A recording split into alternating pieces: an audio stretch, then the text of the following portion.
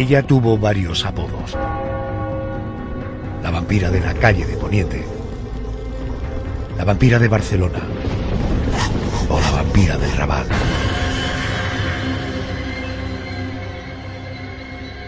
Ella era Enriqueta Martí Ripollés,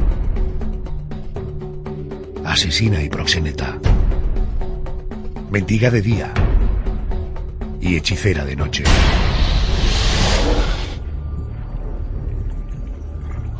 La protagonista de esta crónica negra usaba la sangre, la grasa abdominal y el polvo de los huesos de los niños a los que mataba para fabricar ungüentos, pócimas, que luego vendía a enfermos adinerados, desesperados por sanar enfermedades mortales como la tuberculosis. Cuando los agentes detuvieron a Enriqueta Martí a principios de 1912, quedaron horrorizados al descubrir, tras las falsas paredes de varias casas en las que vivió, ropa infantil y cuchillos manchados de sangre, calaveras y huesos de niños, y frascos con sangre y grasa en conserva.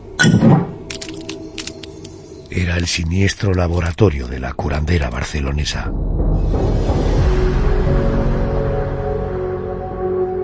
Encerrada en la prisión Reina Amalia, a la espera de un juicio que la habría llevado al garrote vil, Enriqueta Martí fue asesinada a golpes por un grupo de reclusas. Era la inevitable ley de los presos contra alguien que ha matado a tantos niños. Es la historia de la vampira del Raval, un caso lleno de interrogantes, donde se mezclan nombres de relevantes banqueros, empresarios y políticos de la época. Incluso hay una tesis que mantiene que la figura de Enriqueta fue solo el resultado de una maquinaria periodística que buscaba el morbo.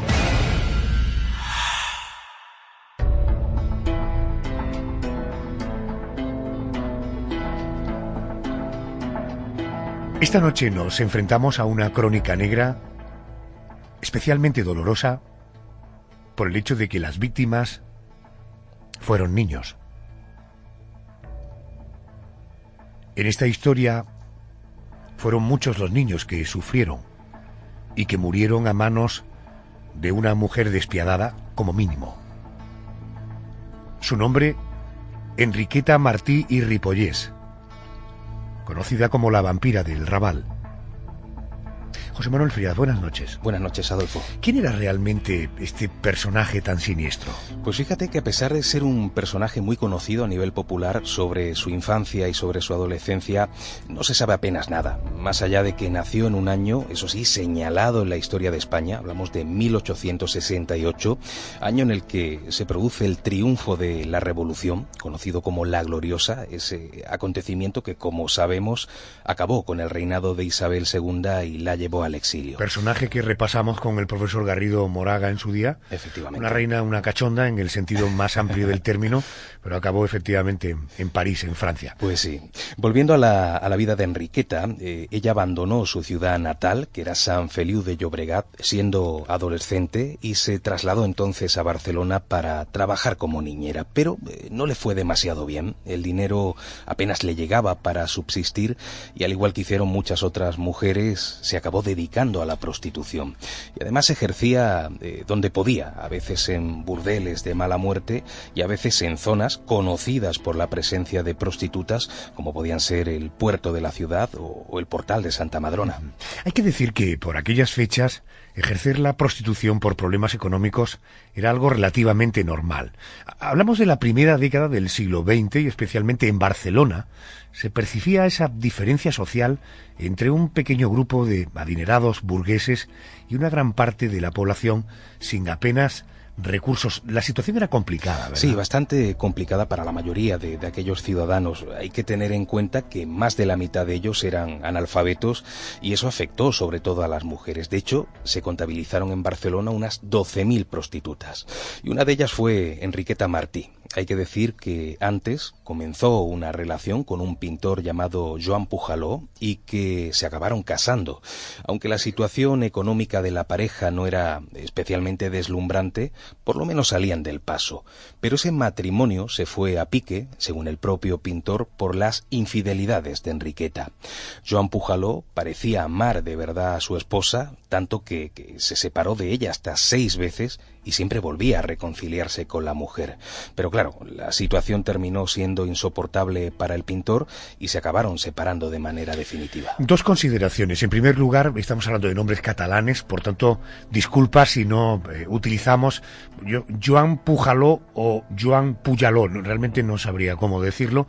En adelante, Joan Puyaló. Bueno, o Pujaló. Este pintor que se casa con esta individua, ojo, porque luego, a lo largo de lo que vamos a contar, tenemos una figura que fue razonablemente determinante para que se revelaran muchas cosas y luego entenderéis por qué.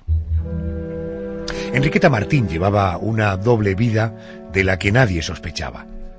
Durante el día pedía limosna por las calles y en las iglesias.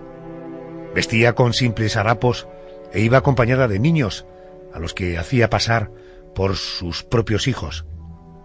Pero de noche, José, todo era muy diferente, ¿verdad? Eso cuentan. Se dice, por ejemplo, que de noche se quitaba los harapos y se vestía con ropas lujosas y ataviada de esa manera iba a lugares de encuentro de la alta burguesía barcelonesa como el Teatro del Liceo o el Casino de Arrabasada.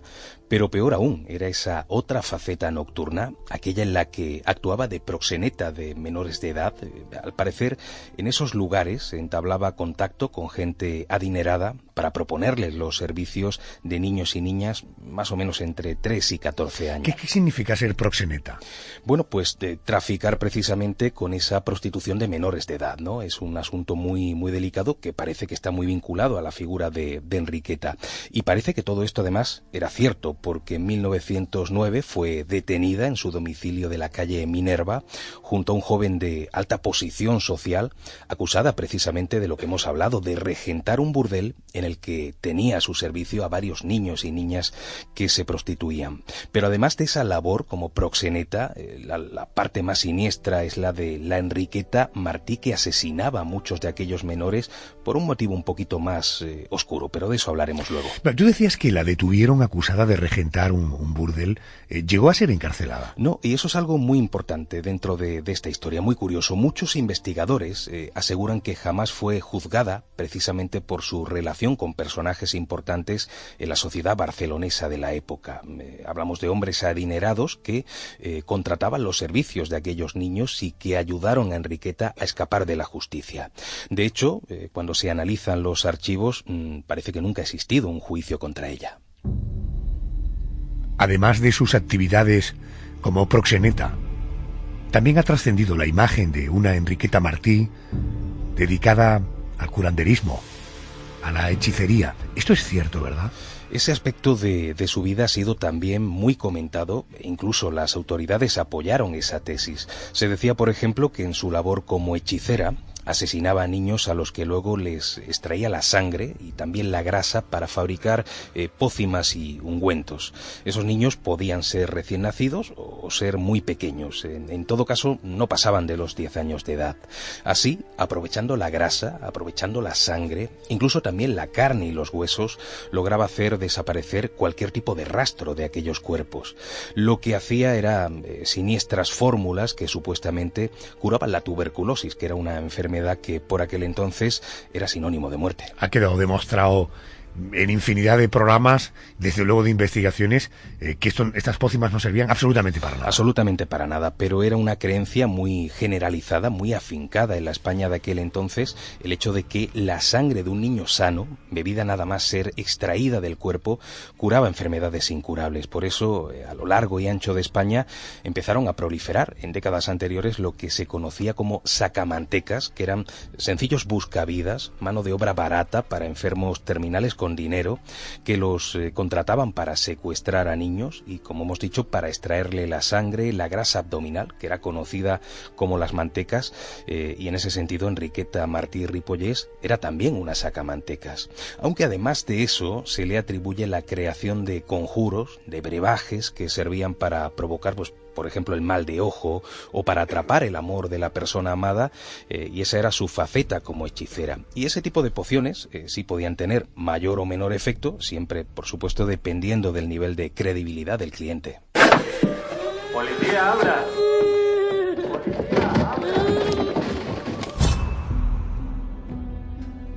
Credulidad. Esa es la base en la que se apoyan estos personajes. La credulidad del contrario, ¿no? En el momento de su detención definitiva, cuando Enriqueta Martí se encontraba en el interior de su vivienda en el número 29 de la calle de Ponent, la actual calle Joaquín Costa, en el barrio barcelonés del Raval, se hallaron huesos de al menos 12 niños, algo que, como pueden imaginar, espantó a la opinión pública. Se supo a quiénes pertenecían a aquellos restos humanos. Se cree, y las evidencias yo creo que eran bastante significativas, que se trataba de los hijos de familias pobres, de matrimonios de un nivel social tan bajo que no tenían posibilidad de denunciar ante la justicia y que además de hacerlo la policía no les iba a prestar atención. Eso, que hoy día nos puede parecer algo irreal, algo espantoso, en aquel entonces era una realidad. Aunque sí hubo un caso concreto en el que se realizó una búsqueda exhaustiva, y fue cuando Enriqueta Martí secuestró a la niña Teresa Guitart el 10 de febrero de 1912. Ella era hija de una conocida familia y eso provocó pues que media Barcelona se echara a la calle para intentar dar con ella. Además, la situación provocó que varios días después se elevaran quejas populares ante esa pasividad de las autoridades. José Manuel, ese caso se resolvió gracias a la intermediación de una vecina Cotilla, ¿no? Sí, ocurrió una semana después de desaparecer la niña, concretamente el 17 de febrero de 1912. La vecina Cotilla en cuestión era Claudia Elías, una mujer que pasaba más tiempo pendiente de las viviendas de los demás que de la suya propia, y ella se dio cuenta de que había una niña con el cabello rapado asomada al pequeño balcón de la casa de Enriqueta. Como Claudia nunca había visto allí un niño, esperó a que llegara la dueña de la casa para interrogarla, pero Enriqueta, en lugar de contestar, en lugar de dar una explicación de quién era aquella niña, lo único que hizo fue cerrar la ventana del balcón de malas maneras y no volvió a abrirla en varios días. ¿Quién ha dejado esto abierto? ¿Quién ha sido? ¿Cuántas veces te he dicho que no se abren las ventanas? ¿Cuántas? ¿En qué estabas pensando? ¿Querías escaparte de mí? ¿Querías escaparte de mí, mocosa? Te he tratado como a una reina niñata. Te he dado comida, te he dado un sitio donde dormir, ¿es verdad? ¿Y así me lo pagas? ¿Pidiéndome enfadar? Deja de llorar. A partir de ahí comenzó una cadena de murmuraciones, o sea, Claudia le contó lo sucedido al colchonero del barrio, el colchonero se lo contó al agente municipal y el agente a su superior, al brigada Ribot. ¿Llegaron a entrar en la casa? Sí, además lo hicieron con una artimaña para no levantar ningún tipo de sospechas. Le dijeron a Enriqueta que alguien había denunciado que ella criaba gallinas dentro de la casa. Y claro, Enriqueta, sin sospechar absolutamente nada, les dejó entrar para que pudieran comprobar que eso era mentira, que no había gallinas en la casa. Allí, dentro del piso, los agentes encontraron a dos niñas en muy malas condiciones y una de ellas era Teresa Guitart. La niña declaró a la policía que había sido secuestrada mientras compraba con su madre, que Enriqueta la cogió de la mano y le dijo que la acompañara, que le daría caramelos. Al ver que se alejaban demasiado, la niña le pidió que la llevara de vuelta. Y fue entonces cuando Enriqueta le cubrió la cabeza con un trapo negro y se la llevó a la fuerza.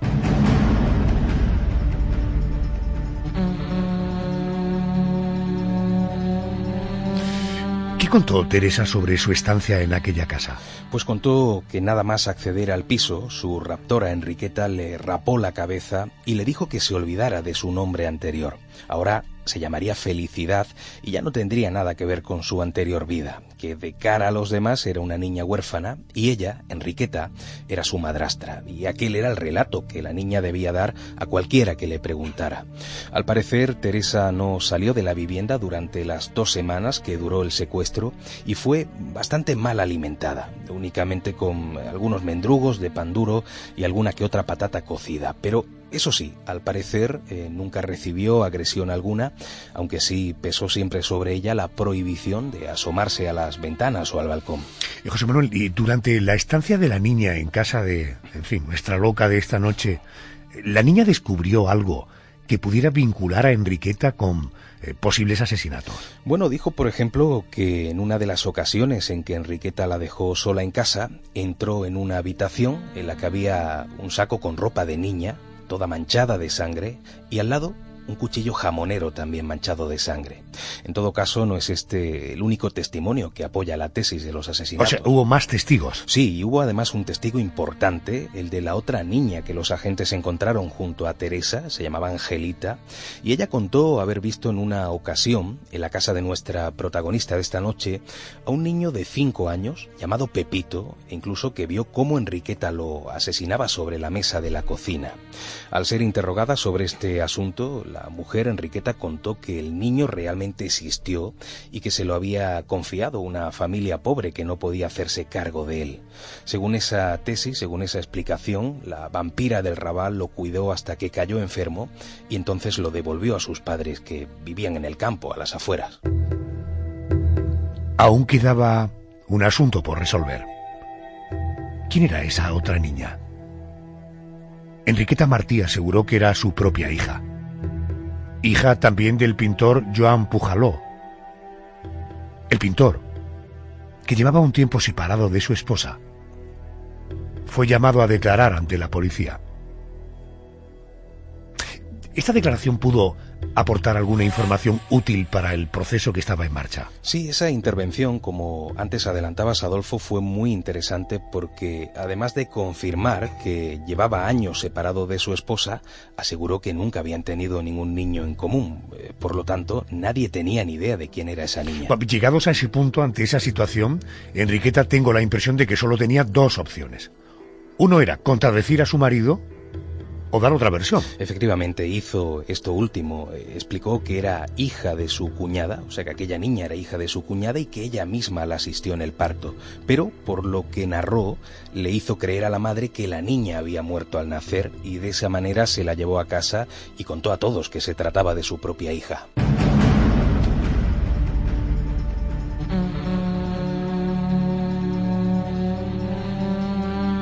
Ante aquel cúmulo de delitos y de sospechas, el juez decretó prisión para Enriqueta Martí y la mujer ingresó en la prisión Reina Amalia. Mientras tanto, los agentes continuaron analizando cada rincón de la vivienda de la sospechosa. Lo que encontraron les aterró.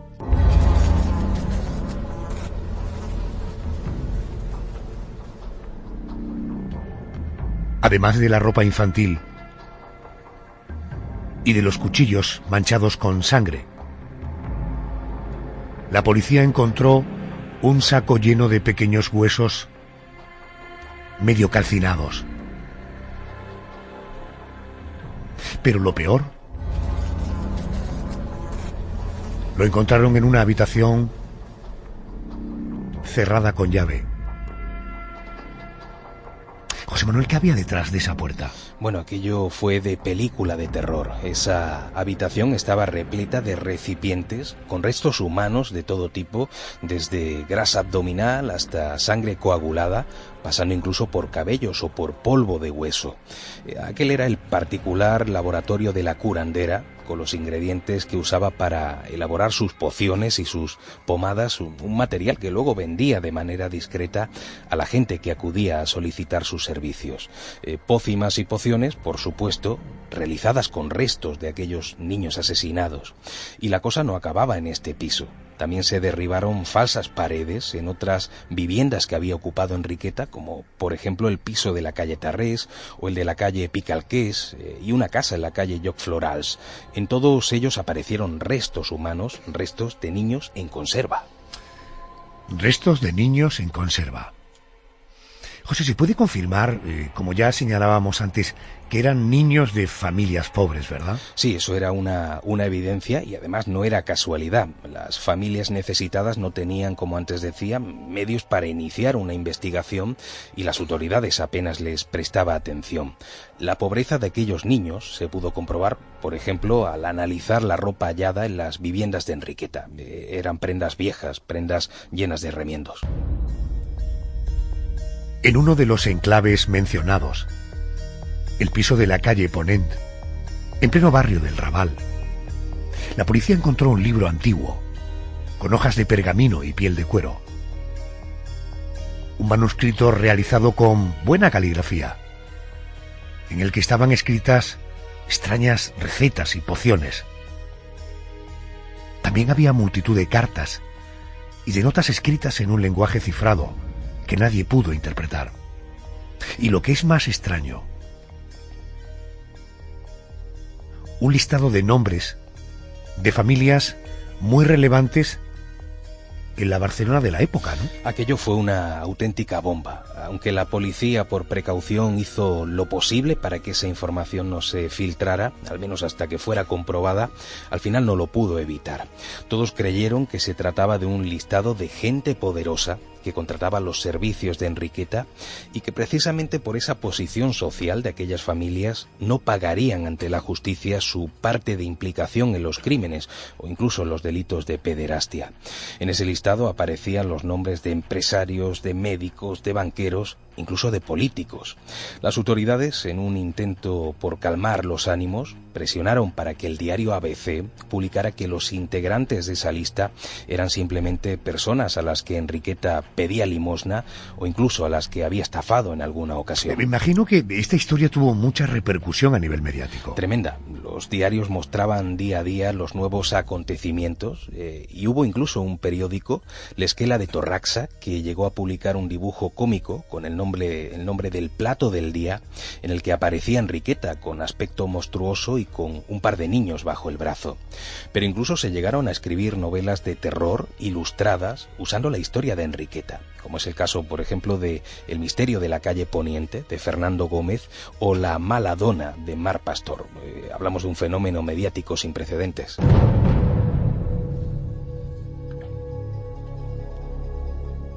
Mientras tanto, Enriqueta permanecía en prisión a la espera de juicio.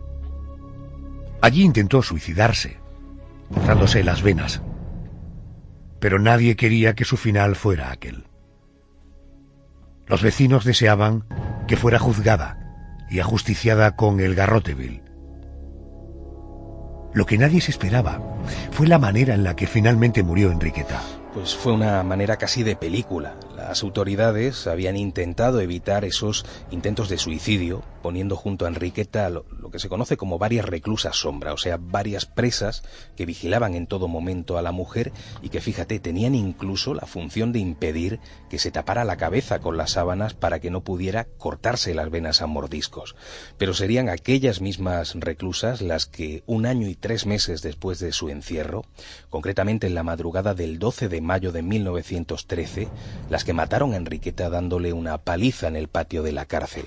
Ya sabemos cómo es la ley de los presos cuando se trata de asesinos o de asesinas de niños. José, ¿su muerte frenó las investigaciones de aquel proceso judicial? Por desgracia, sí. Ese proceso, que estaba todavía en fase de instrucción, a partir de ese momento quedó completamente paralizado y nunca se supo toda la verdad. Quedaron muchísimos secretos por desvelar y tanto es así que de manera pública las autoridades desmintieron incluso la muerte por linchamiento y oficialmente se dijo que murió de cáncer de útero después de una larga enfermedad.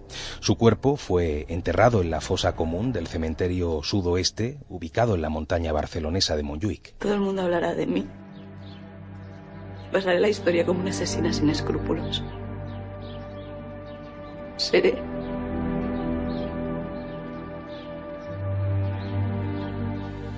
la vampira del Raval. Esta ha sido la historia tal y como se ha contado hasta ahora, y tal y como ha trascendido de generación en generación. Pero la sorpresa llega cuando, más de 100 años después, un periodista, Jordi Corominas, investiga a fondo el asunto y propone otras conclusiones. Su libro Barcelona 1912, el caso de Enriqueta Martí. Este libro pretende poner patas arriba la versión oficial sobre los crímenes de la vampira del Raval.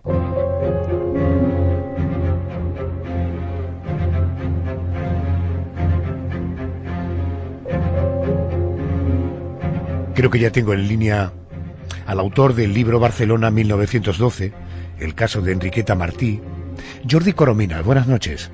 Muy buenas noches. Bueno, Jordi, llevamos mucho rato contando una historia.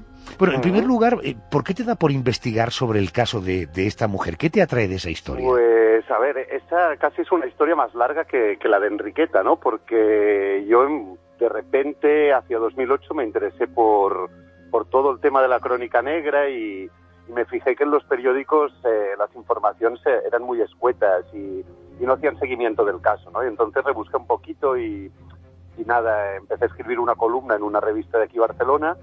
De ahí salió una antología criminal de crímenes barceloneses que se llama Matar en Barcelona y me llamaron para la cadena SER. Y entonces durante un año fui el chico de los crímenes y tratábamos asesinatos de Barcelona, encontré muchos. Y este de Enriqueta Martí, por lo que es Barcelona, tiene demasiados ingredientes interesantes, entre otras cosas que se la vendía como una asesina en serie, y en Barcelona no es muy normal encontrar este tipo de perfil criminal. Sin que me anticipes el contenido de todo lo que quiero, en fin, desmenuzar tu libro y mi conversación contigo, ¿estamos ante un auténtico linchamiento social donde incluso los medios de comunicación pudieron participar? Sin duda, los medios de comunicación hicieron una labor muy interesada en defensa de intereses de la clase dominante de Barcelona, en realidad, porque entonces, como ahora, existía una burguesía muy poderosa en la ciudad que, vista la situación social del momento, con un 30% de pobreza, mucha precariedad, digamos que tener una cabeza de turco como Enriqueta Martí les iba muy bien, porque criminalizaba a las clases inferiores y tapaba vergüenzas burguesas. ¿Enriqueta era el monstruo que todos pensaban en la época? Enriqueta era, hoy en día iría al psiquiatra porque tuvo muchos problemas, la desahuciaron de todas las casas donde vivió porque no pagaba el alquiler, perdió un hijo que más tarde, precisamente por su condición de lumpen, ¿no?, de clase bajísima, murió de desnutrición. Y bueno, eso le acarreó secuelas psíquicas muy importantes. Por otra parte, su marido tampoco es que fuera ninguna perla, era un pintor aficionado, vegetariano, pero no vegetariano como los de ahora, sino una persona que comía alpiste. Se divorciaron, montaron herboristerías, ella se dedicó profesionalmente a la mendicidad y bueno, en realidad era una inadaptada social porque la misma sociedad genera este tipo de personajes, y en esa época pasar por lo que pasó ella, digamos que era trágico, era un perfil trágico en realidad. Vamos a entrar en algunos detalles. Por ejemplo, ¿se demostró que existieran los famosos ungüentos milagrosos? No se demostró. La prensa habló de ello durante casi un mes, porque la atención del caso se centra sobre todo durante un mes, pero más tarde se desmintió. Hablaban de una habitación que depende de las fuentes, es azul o es roja, donde ella tenía ungüentos, donde también tenía una especie de burdel para sus clientes de postín, pero todo lo que se dijo de ella a posteriori se desmintió. La acusaron, es verdad, fue condenada por proxenetismo, pero ojo, proxenetismo de una chica de 17 años a la que ayudó a prostituirse. También tiene que considerarse que en ese tiempo las mujeres eran mayores de edad a los 23, y ahí la acusación de proxenetismo. ¿Los restos de sangre en algunas toallas?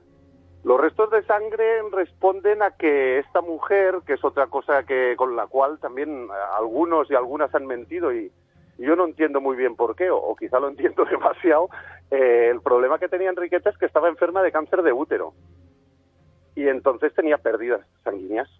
Y bueno, luego se encontró sangre en algún cuchillo, pero se demostró que no era plasma, sino que más bien era lo que pasa con los cuchillos, que se gastan y queda como esa sustancia de color marrón.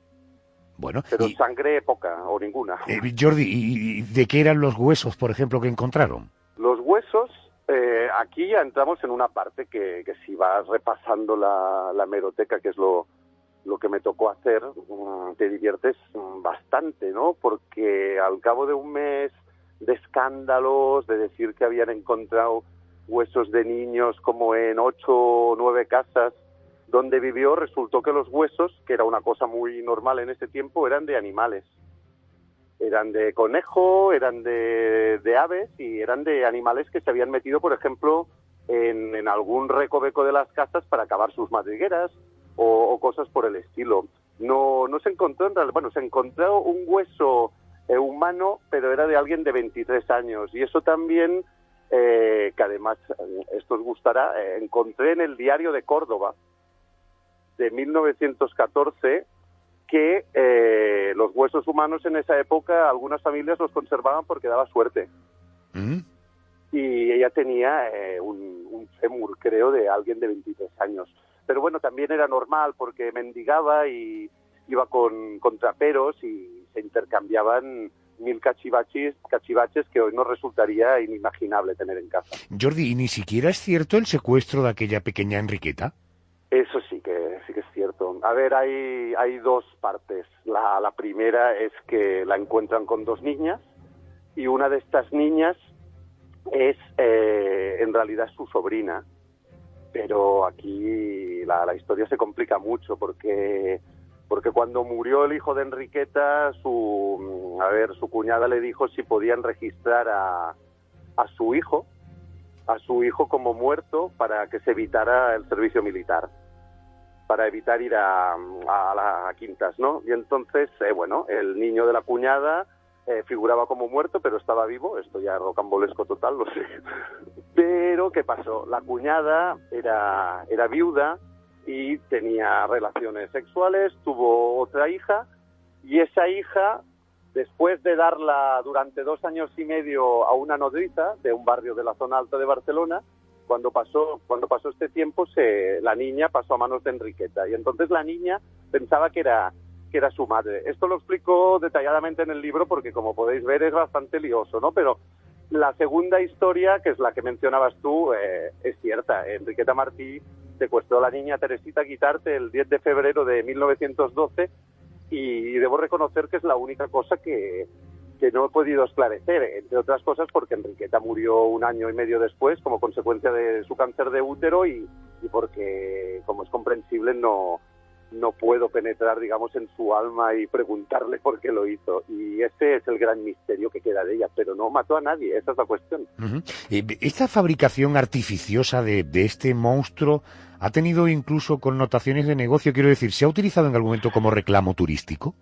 Sí, se usa, a ver, así como en Londres existe la ruta de Jack el Destripador, por ejemplo, aquí en Barcelona se han montado rutas de Enriqueta Martí, han hecho obras de teatro, se barajó la posibilidad de un guión de cine, por lo que se saldrá una serie, no sé si en España o en Estados Unidos, del tema, y bueno, también se comenta aquí en Barcelona, que es una ciudad que vende muy bien su marca, o la marca BCN, que es lo que le faltaba a la ciudad, un asesino o una asesina de postín. Y realmente Enriqueta cumple todos los elementos. Es mujer, hay niños por en medio, que es algo que siempre, por desgracia, da mucho morbo. Se la asocia muchas veces con la brujería. Digamos que cumple todos los requisitos para ser una asesina de leyenda. Y Barcelona lo ha aprovechado muy bien. Y yo creo, pese al libro, que lo seguirá aprovechando. De hecho, ahora han abierto una especie de negocio donde puedes entrar a jugar en grupo, a averiguar misterios del modernismo y uno de ellos es el de Enriqueta, con lo cual el negocio basado en esta mentira sigue. Madre mía, el ser humano hasta dónde es capaz de llegar. Jordi, imagino que encontraste mil y una dificultad porque, claro, comienzas a investigar un caso ocurrido un siglo antes. ¿Cómo es el proceso de documentación y de investigación? Pues el proceso fue primero contrastar mucho lo que se aceptaba como verdad. Y tuve mucha suerte porque de repente un día en una televisión catalana estaban dando un documental sobre el tema y enfocaron un periódico de 1912 donde supuestamente Enriqueta Martí concedía una entrevista. Y nada, aluciné, empecé a buscar este periódico por internet, porque ahora muchas hemerotecas están digitalizadas, encontré el periódico, que era La Correspondencia de España, me leí la entrevista y descubrí que todo el diálogo del periodista con Enriqueta era falso, porque terminaba la entrevista desvelando que todo el artículo era un sueño. Y vi que realmente algo olía muy mal y a partir de ese momento ya directamente vacié las fuentes periodísticas de la época, desde La Vanguardia, el ABC, el Heraldo de Madrid, periódicos locales que hablaban mucho del caso, periódicos argentinos y bueno, luego llegó el momento de ordenar todo, casi diseccionar cada uno de los personajes porque eran muchísimos y bueno, todo el proceso me llevó como 2 años y medio. Barcelona, 1912, el caso de Enriqueta Martí, su autor, el periodista Jordi Corominas. Jordi, gracias por atenderme, un abrazo y buenas noches. Muchas gracias, buenas noches. Bueno, después de mucho investigar, Jordi Corominas llegó a la conclusión de que la historia de la vampira del Raval no ha sido más que el producto de una maquinaria periodística a favor del morbo y de la truculencia. Repasó notas y archivos, releyó crónicas de la época, en La Vanguardia, en el ABC y confirmó que muchos de quienes volvieron a explicar el caso se limitaron a leer las reseñas de esos primeros días, pero dejaron de investigar los últimos rastros del relato, porque la historia de Enriqueta no fue como nos la contaron. Como hemos oído según las pesquisas del periodista Jordi Corominas, la historia de Enriqueta Martí podría haber sido el producto de una maquinaria periodística que solo buscaba el morbo. Esa es, al menos, la conclusión de este periodista tras haber indagado en cientos de notas, de crónicas y de archivos de época. De ser así, la historia de nuestra protagonista, Enriqueta Martí, la vampira del Raval, no fue como nos la contaron.